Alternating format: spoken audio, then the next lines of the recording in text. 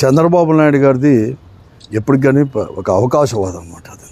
అతనికి ఏం సిద్ధాంతం లేదు, నైతిక విలువలు లేదు, ఏం లేదు, కేవలం అవకాశవాది. ప్రజల్లో కూడా ఎన్నికల్లో కూడా హామీలు ఇవ్వడం, తర్వాత ఎన్నికల్లో అధికారంలోకి వచ్చిన తర్వాత హామీలను మర్చిపోవడం, ప్రజలకు ఎగనామం పెట్టడం అనేది కూడా అనవాయితీగా వస్తూ ఉంది అతను.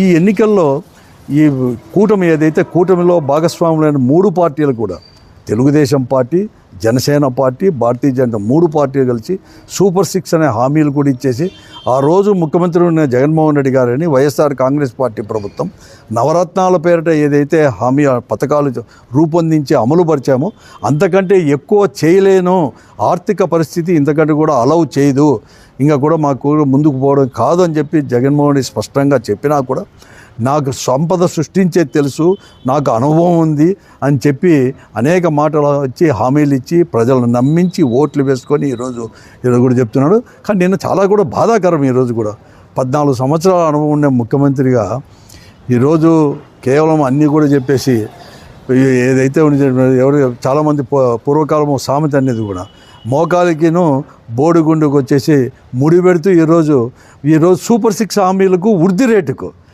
అంటే ఆర్థిక వృద్ధి రేటుకు కూడా లంక పెడుతూ ఈరోజు ప్రజలకు ఎగనామం పెట్టేది కూడా ఈరోజు కూడా చేసుకున్నాడు. చాలా అన్యాయం ఇది. ఈరోజు కూడా నేను చెప్తున్నాను, ఈరోజు చంద్రబాబు నాయుడు గారికి గుణపాఠం చెప్పాల్సిన అవసరం కూడా ఉంది.